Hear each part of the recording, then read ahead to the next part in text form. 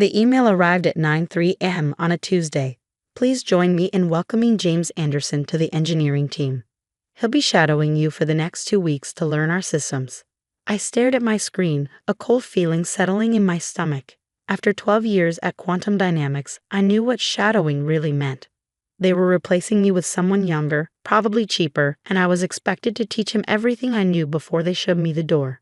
My name is Sarah Mitchell, and I developed the core technology that turned Quantum Dynamics from a struggling startup into a $400 million company. Not that anyone in the current management knew that. The people who had been there at the beginning, who knew the truth about QDS Secure, our flagship security software, were long gone. Victoria Kane, our new CEO, who had arrived 6 months ago full of fresh perspectives and strategic realignment plans, stood in my office doorway with a plastic smile. Behind her was James Anderson, looking uncomfortable in his crisp new shirt and trying too hard to seem confident. Sarah, Victoria's voice dripped with false warmth. James here is a brilliant graduate from Stanford. Top of his class. I know you'll show him everything he needs to know about our systems.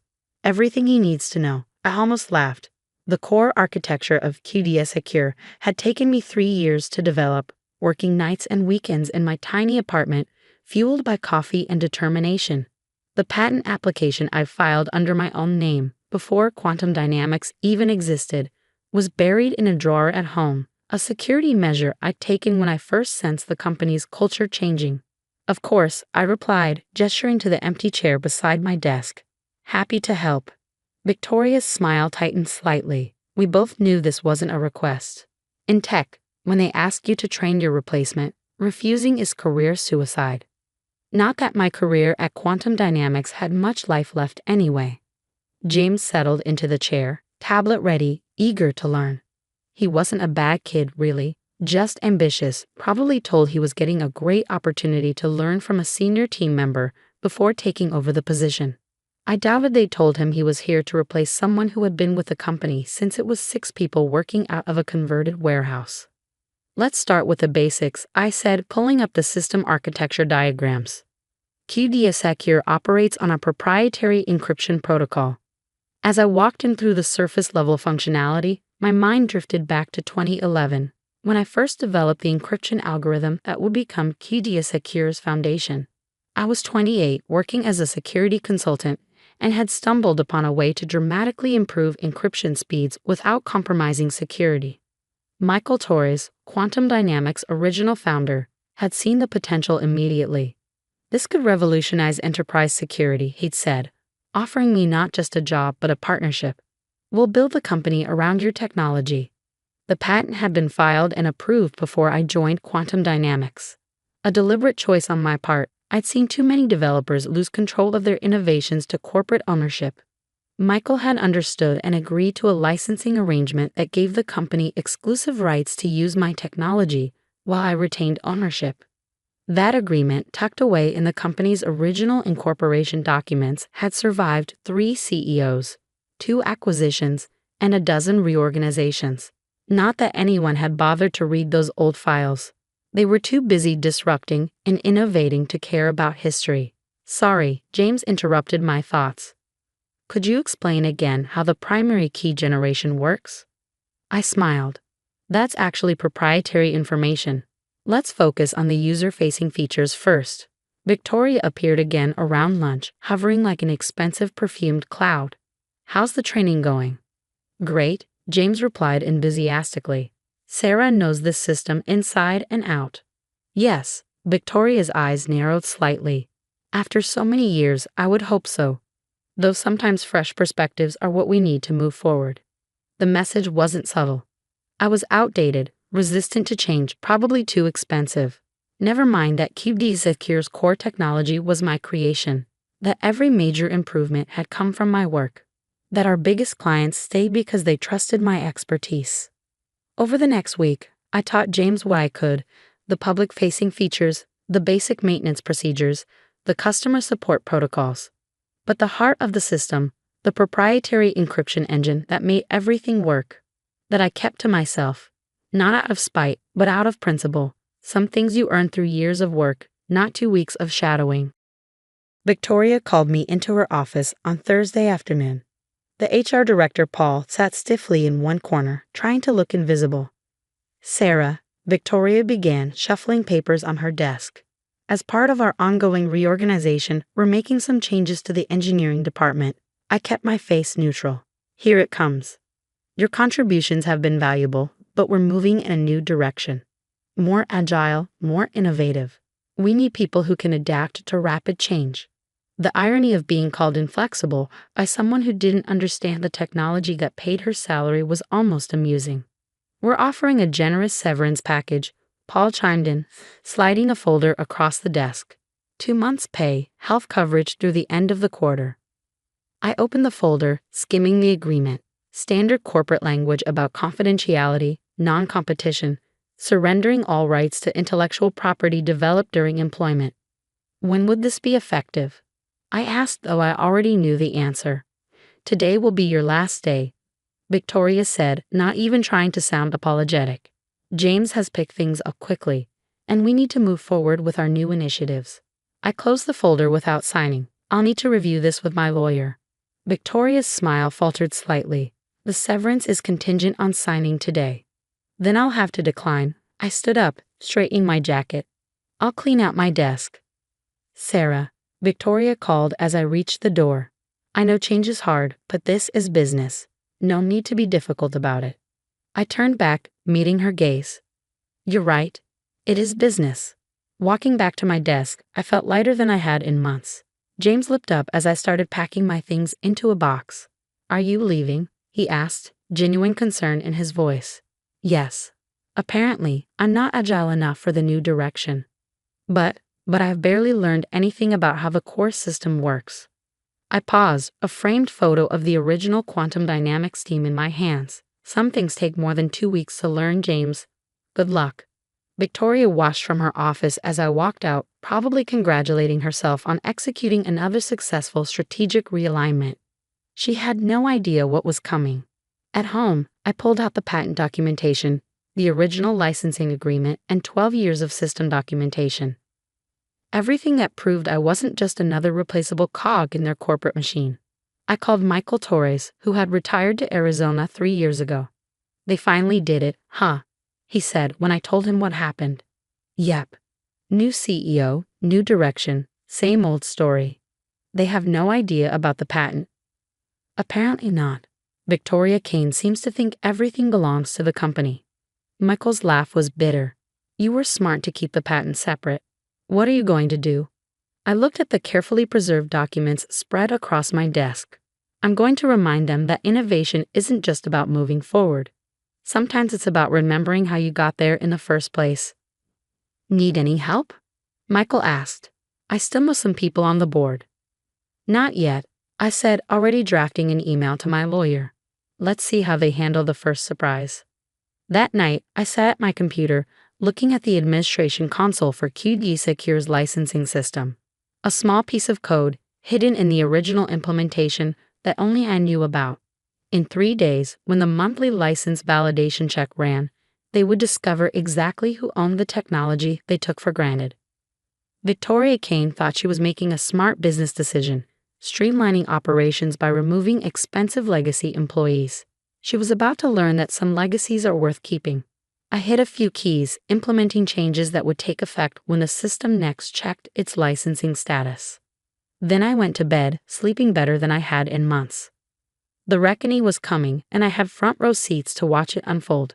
3 days after my dismissal, at exactly 3:00 a.m. Eastern Time, QD Secure's monthly license validation check ran automatically. Within seconds, error messages began flooding the system. By 3:01 a.m., every instance of QD Secure running on client servers worldwide displayed the same message. License verification failed. Patent holder validation required. I was awake, sitting at my home office desk with a cup of coffee, watching it all unfold through the monitoring system I had quietly maintained. Victoria Kane's phone would start ringing any minute now. The first call came at 3:07 a.m. from Goldman Financial, one of Quantum Dynamics' biggest clients. Their entire trading security infrastructure had gone into safe mode, halting all transactions. By 3:15 a.m., 14 more major clients had reported complete system shutdowns. My phone buzzed. A text from James Anderson. Everything's crashed. No one knows what's happening. Help?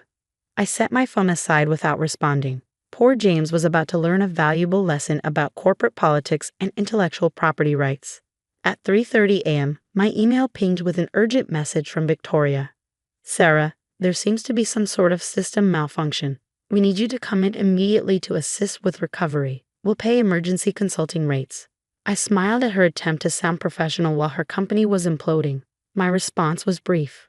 I'm afraid I'm not available for consulting at this time. However, you might want to review the original patent and licensing documentation for QDS Secure. Pay particular attention to patent US 8,429,671B, filed under my name in 2011. By 4:00 a.m., Quantum Dynamics' legal team had discovered what Victoria should have known before firing me. I owned the core technology.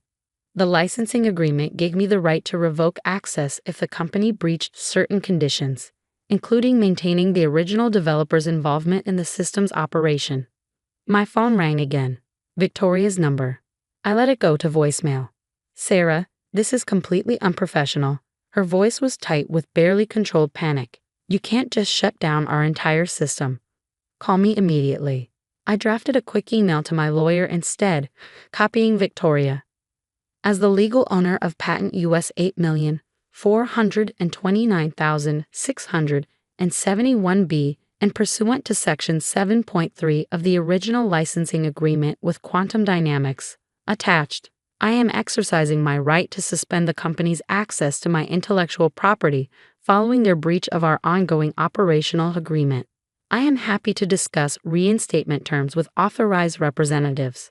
The sun was rising when my doorbell rang.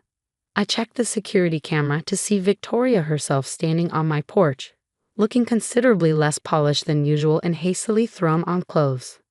I opened the door but didn't invite her in. This is sabotage, she said without preamble. We'll sue you for damages. Actually, I replied calmly, it's asset protection. And before you waste money on lawyers, you might want to check with your board of directors. I believe they're already meeting to discuss this situation. Her face paled. The board? Yes. Apparently, several major shareholders are concerned about how a key piece of intellectual property was mishandled. Did you know that QDS Secure generates 60% of Quantum Dynamics revenue? She hadn't known. I could see it in her eyes.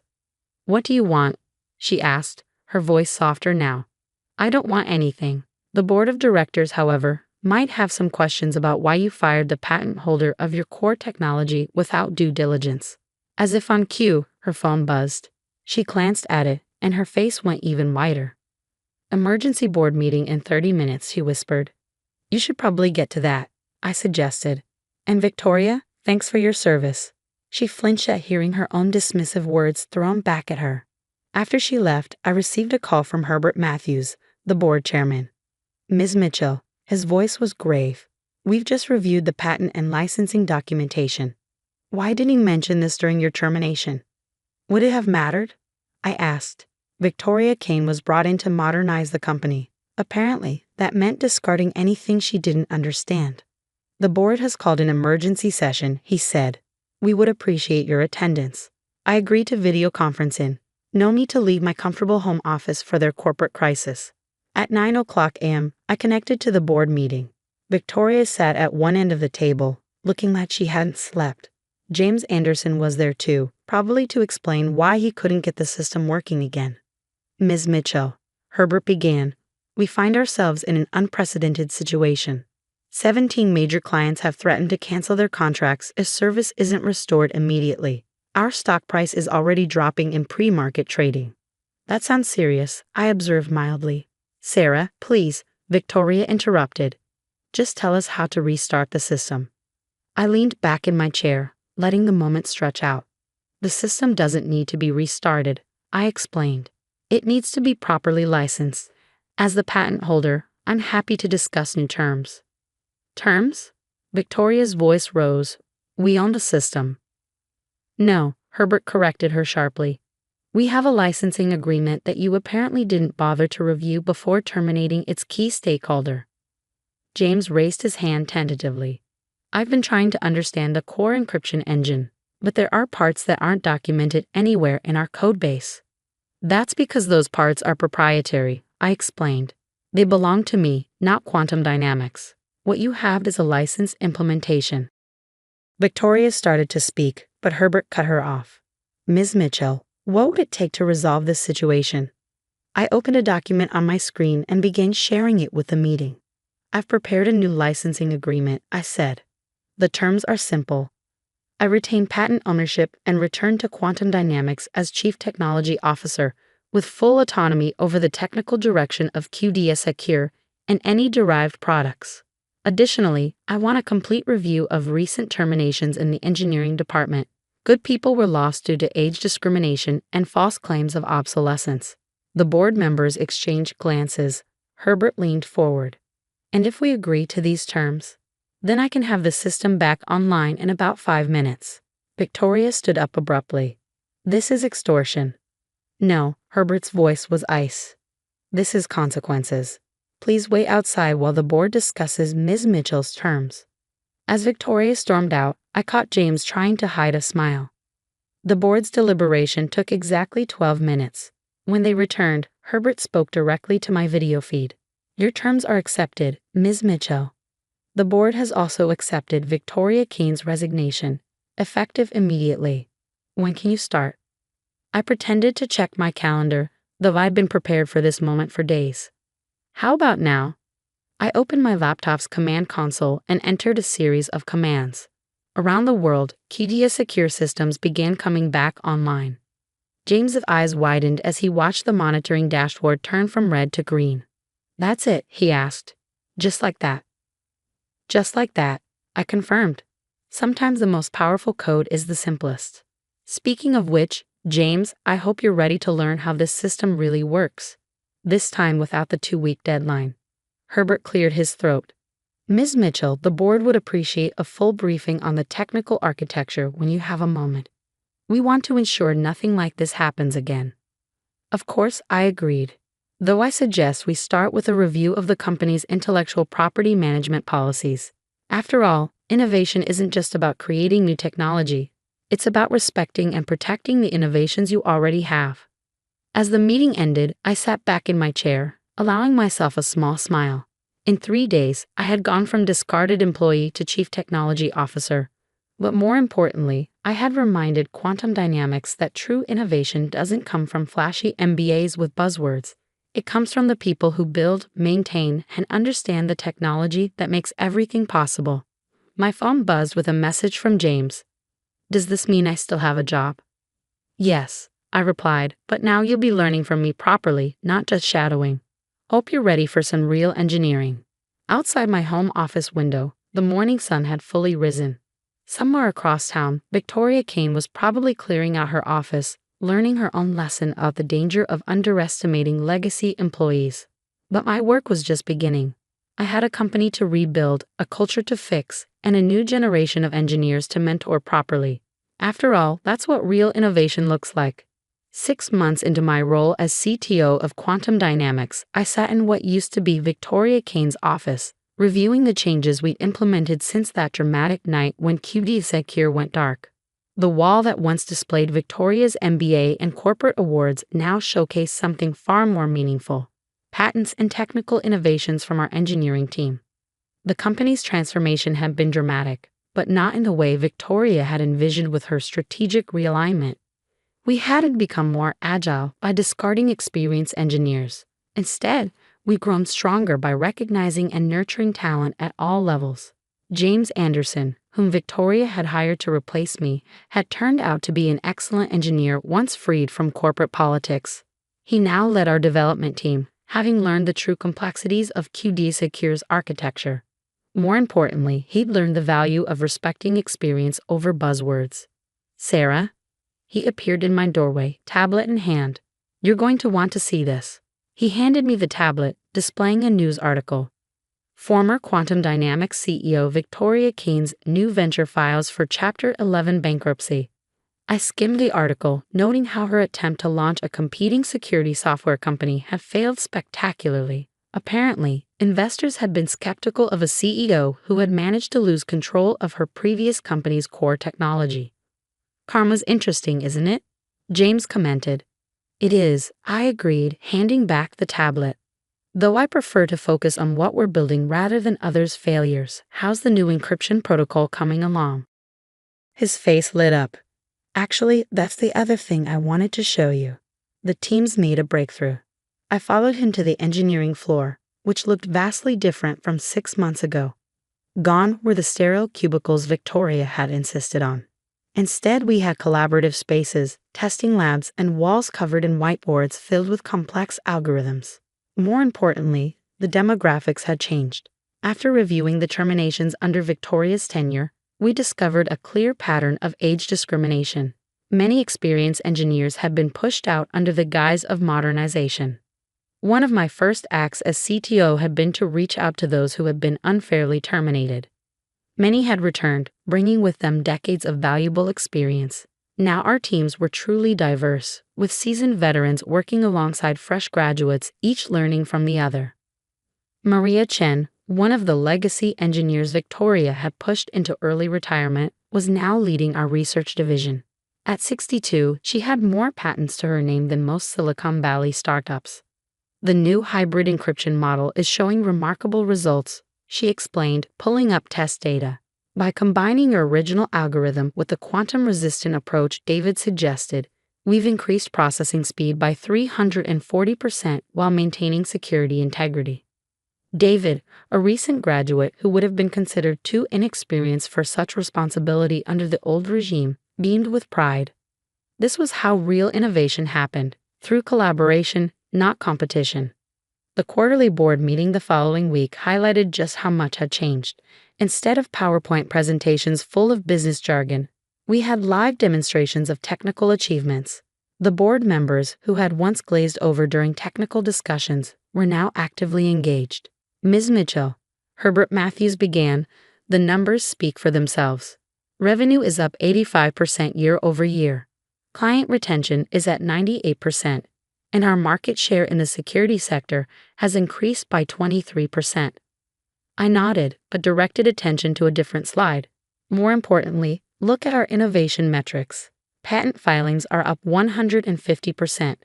Our engineering retention rate is now 94%, compared to 40% under previous management. And our technical support satisfaction scores are the highest in the industry, all while maintaining the highest average employee age in the sector." Maria added proudly. "Experience matters." The board's support had been crucial in implementing these changes. After the tedious Secure shutdown incident, they'd learned their lesson about valuing technical expertise over management ads. One afternoon, I received an unexpected email from Michael Torres, the original founder who had first recognized the potential of my encryption algorithm. "Saw the latest industry rankings," he wrote. "Quantum dynamics is being hailed as a model of sustainable innovation. Want to grab coffee? I'm in town next week." We met at the same small cafe where, 12 years ago, we had first discussed building a company around my technology. Michael looked older but energized. "You've done something remarkable," he said, stirring his coffee. "Not just saving the company, but transforming it. Victoria Kane wanted to modernize through destruction. You've modernized through evolution." "We had good foundations," I replied. "Sometimes innovation isn't about tearing everything down and starting over. It's about building on what works while being open to new ideas." He smiled. "That's why I made sure the patent stayed in your name. I knew someday the company would need reminding of what really matters in tech, the people who create and understand the technology." The conversation shifted to the future. Michael had been watching our progress and had ideas about potential new directions for the company. Not as a manager, but as a technical advisor, exactly the kind of experienced voice Victoria had tried to silence. Back at the office, I found James and the team celebrating. The new encryption protocol had passed its final tests and was ready for deployment. "We couldn't have done this without everyone," James announced. "The combined experience in this room made something none of us could have created alone." Looking around at the faces, young and old, new hires and veterans, I felt a deep satisfaction. This was what real innovation looked like: collaborative, respectful, and built on a foundation of shared knowledge. That evening, as I prepared to leave, I found a small package on my desk. Inside was a framed copy of my original patent, along with a note from the board. "Thank you for reminding us that true value isn't about titles or trends. It's about recognizing and protecting the innovations and innovators that make progress possible." I hung it on the wall next to the team photos and technical awards. A reminder that sometimes the most powerful response to being undervalued isn't revenge, it's showing everyone exactly what real value looks like. 1 year to the day after Victoria had dismissed me as obsolete, I stood in the company auditorium, addressing our now expanded engineering department. The audience included not just our local team, but video feeds from our new development centers worldwide. A year ago, someone decided that experience was a liability and innovation meant discarding the past. I began. Today, we're ranked as the most innovative company in our sector precisely because we value both experience and new ideas. Real progress isn't about choosing between old and new, it's about bringing them together. I gestured to the screen behind me, showing our latest performance metrics. Our success isn't just measured in revenue or market share. It's measured in patents filed, problems solved, and most importantly, in the collective knowledge we're building. James, sitting in the front row, nodded in agreement. He'd grown from Victoria's unwitting replacement hire into a talented technical leader, proof that good engineers thrive when freed from toxic corporate politics. Last week, a reporter asked me what I did differently as CTO. I continued. The answer is simple. I remembered what matters in technology, not buzzwords or board presentations, but the actual innovation that solves real problems. That comes from people, all of them, regardless of age or background. After the presentation, I returned to my office to find an email from Victoria Kane. After her startup's bankruptcy, she was seeking new opportunities and wondered if we might discuss a potential role at Quantum Dynamics. I drafted a brief response. "Thank you for your interest. However, we found that our best results come from valuing and retaining the talent we already have. Best of luck in your future endeavors." Then I turned back to reviewing patent applications from our engineering team. Real innovation was waiting, and it had nothing to do with corporate politics or strategic realignment. It had everything to do with respecting the people who create, understand, and improve the technology that moves us forward. Sometimes you have to shut everything down to make that point clear.